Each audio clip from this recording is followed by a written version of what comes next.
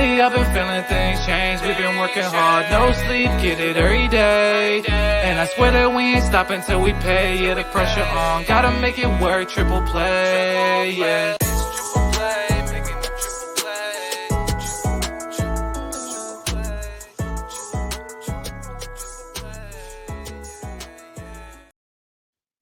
This is Triple Play Fantasy Basketball, giving you a preview of Week 12. I'm your host, Coach James Lewis. On the other end, Doc Mendelson. What say you? Football playoffs in the mix. Yeah, football, it's going down. Football playoffs. Are we, James? We're both rooting for the Commanders today. Let's go. I'm switching my allegiance. The Niners are out. Hey. Ravens, Commanders, Super Bowl. Battle of the Beltways. Oh, that would be amazing. And that'd be box office too. I mean, those two quarterbacks, that's must-see TV. I mean, Commanders would have to strike luck, but, I'm glad that we're here. I'm glad that we're relevant. And, I think it's a coin flick with the Bucks tonight. But, in the midst of all of this football excitement, you're in the middle of your fantasy basketball season, and it's getting a little not weird. I don't even know how to explain it.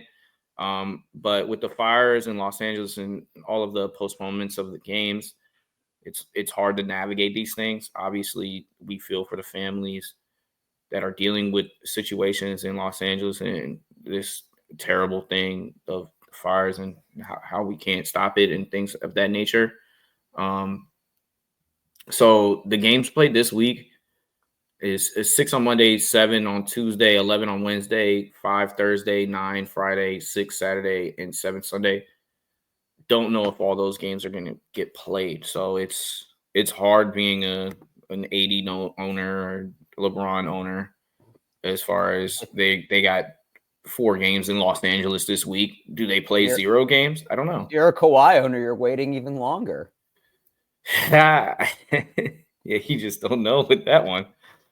So it might be a fluky week to just be straight up and honest with you. You don't know how many games you might get depending on the schedule. So you really got to look at, where your teams are playing. There's 14 teams with 4, 14 teams with 3, 2 with 2. But again, like the Lakers have 4, it could turn to 0 real quick. Clippers as well. That's probably not going to reach the 4th there, having postponement games. JJ Redick's in the midst of it. He lost his home. He's like, we need something to take away from it. I don't,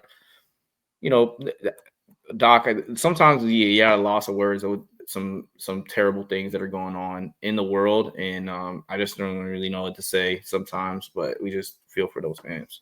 Yeah, man, it's unprecedented what we're going through with this. I know that there's been tragedies in the past and it's, adjusted games here and there, but we're talking about people's livelihoods. I think probably we all know someone or to some degree that has been impacted by this. And it doesn't seem like it's going to end anytime soon, unfortunately.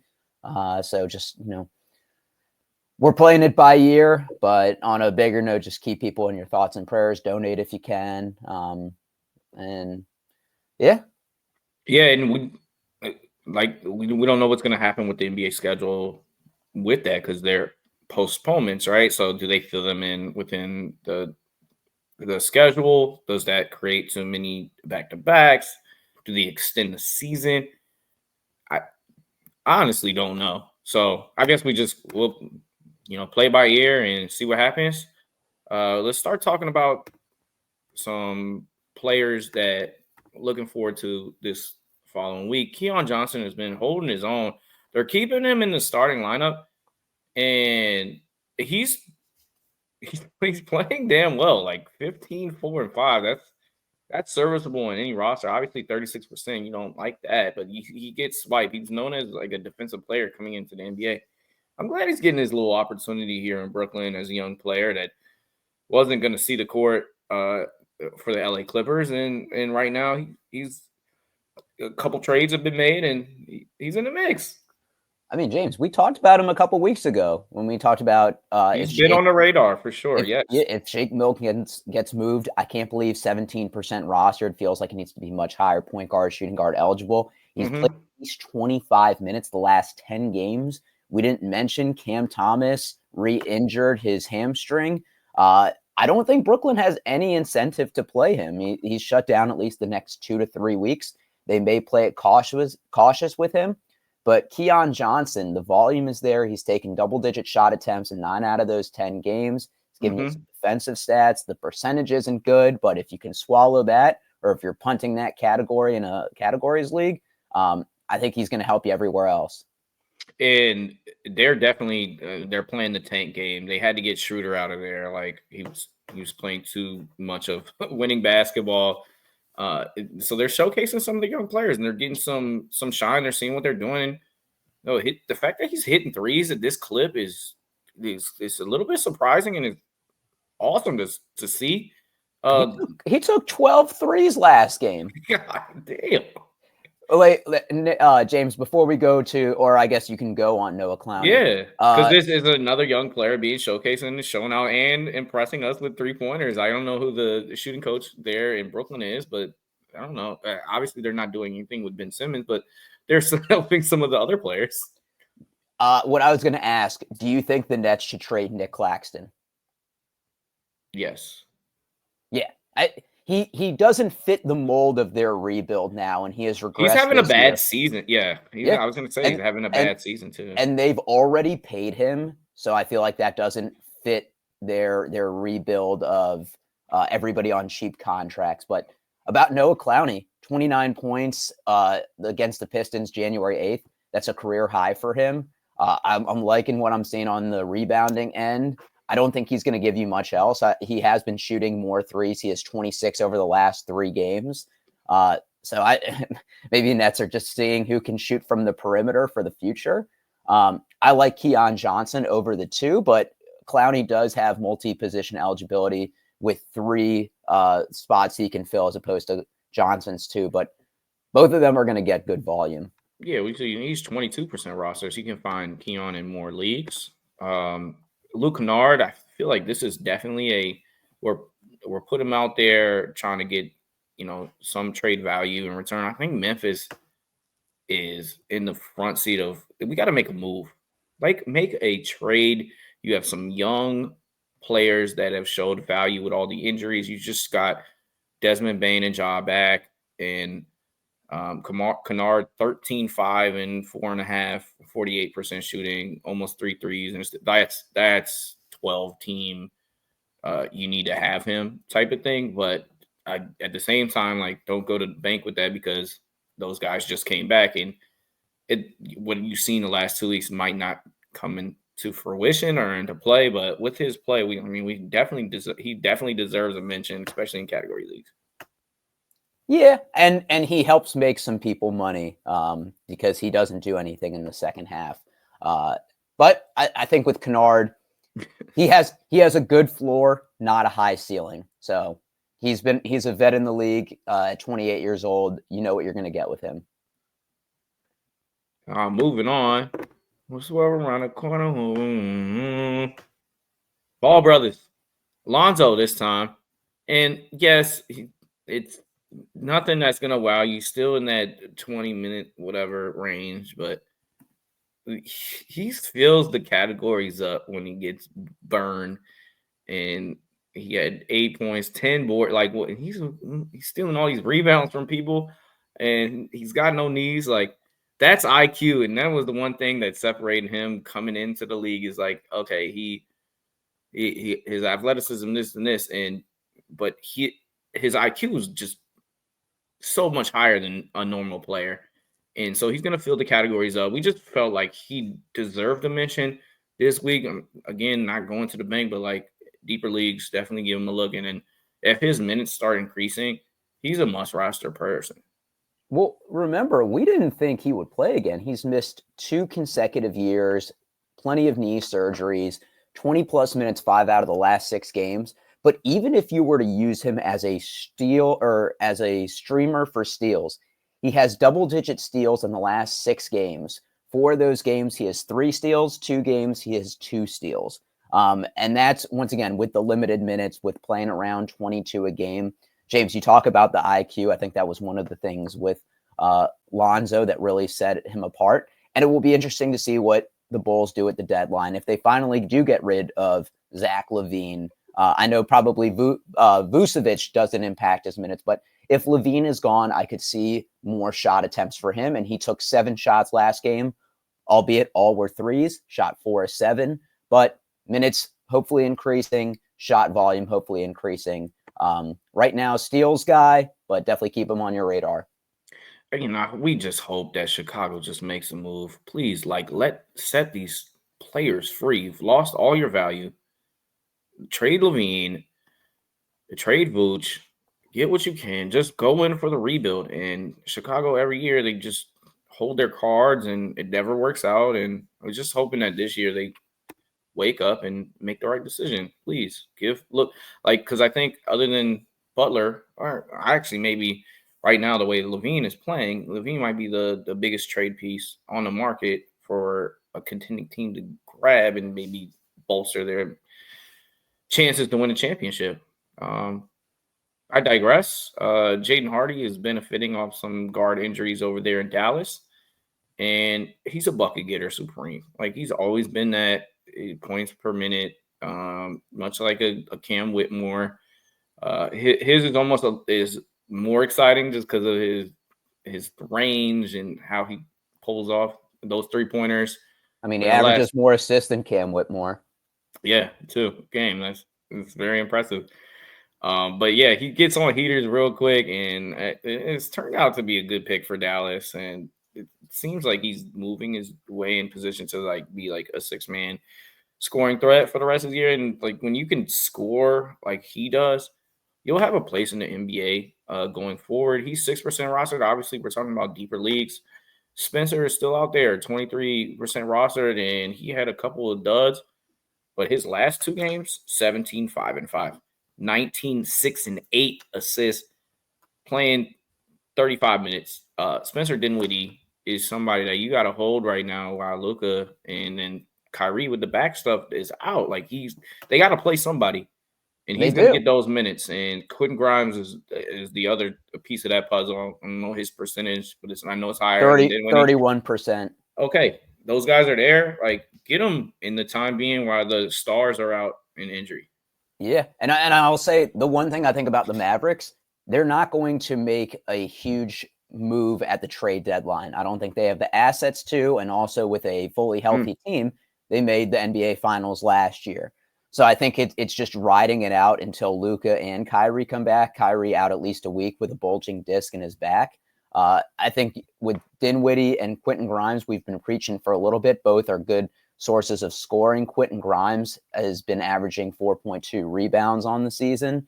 The one thing I'll say about Jaden Hardy, he played a season-high 29 minutes when he scored those 25 points. So I think that could be somebody that has a little bit more of increased opportunity. But I think with Dinwiddie and Grimes, you're going to see what you've been seeing the last couple of weeks, probably a little bit of inconsistencies, but playing solid minutes. Yeah, especially with their shooting percentages. If Spencer's shooting well, he's definitely something to hold. I'm glad that he came back to Dallas. It's just some of these other, the Lakers come to mind. It was just terrible fit for him. So he just feels comfortable in that uniform, and happy for him. Jose Alvarado's back off of an injury, and he's 8% rostered. Jordan Hawkins, 3% rostered. Yeah. Gaithersburg, Maryland, stand up. He gets 3s in points and not too much else. And Alvarado is the swipe king. There are people to watch because injury report from Doc.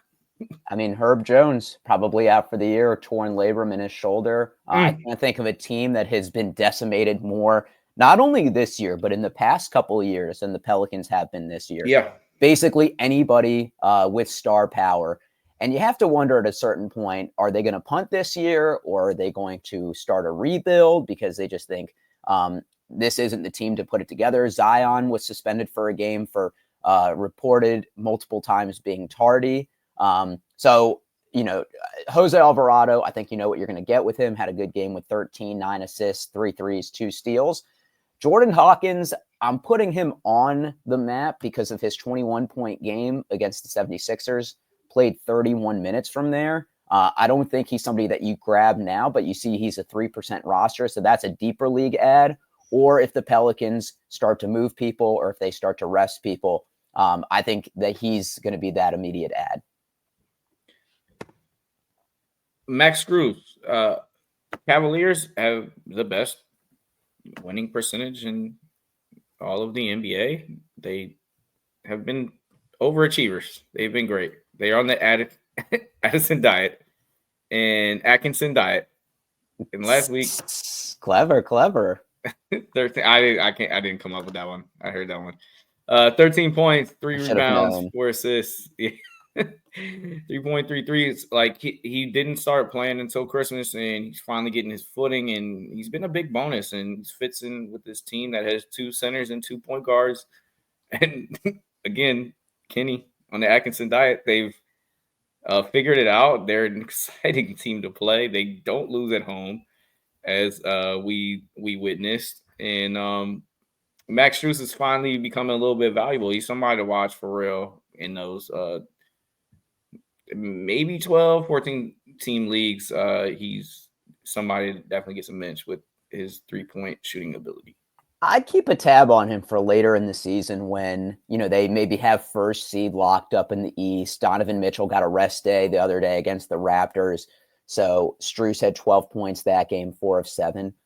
There's no way he keeps up that 56.5% from the field. So I think we're going to see that scoring go down. I like the 4 assists a game, but I think he's going to be seeing more consistent minutes towards the end of the season. That's the thing that's been impressive is his kind of his playmaking and like the fact that he's getting all of these dimes. Good for him, because a player that's known for a shooter in the last several games, 3 assists, 5 assists, 4 assists, 7 assists, 4 assists, that's production in your playmaking department, and he's not shooting too much of these. So he's shooting the shots that he's open. He's averaging like 25 minutes a game right now. He's playing his role on a winning basketball, and he's just because he's such a smart player, just you plug and play. Comes off his injury, and he's being productive for that team. So good for him. Mason Plumbee starting now. They've made some changes over there in the Suns, and it's kind of worked out. They moved Bradley Beal to the bench, and he's always been known for like getting category numbers. 2.5 points is very meek, but what say you about James with an SAT word? What say you about Mason Plumbee? I mean, he's a rebound streamer. 9.8 over the last week. Over the last 3 games, 33 rebounds, so averaging 11, playing 20-plus minutes a game. And he's given you at least 1 steal in the last 5 games. So 11% rostered. I think points leagues not valuable, but categories leagues, if you are looking to dominate the rebound category or if you need some help, you know that you're going to get around 10 from him each game.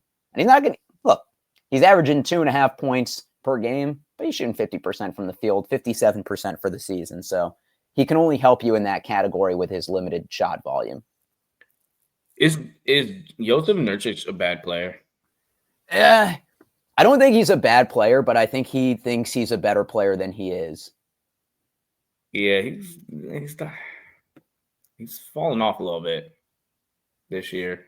And anyways, move on to a player that I love. I've coveted all season. Do you roster him though? That's the question. I currently do not. Woo! I had to cut ties with my man Donovan Clingan. Hopefully something opens up, but when he does play, again, his per 36 minute numbers, they're off the charts. I mean, he gets mad rebounds and blocks and shoots an amazing percentage.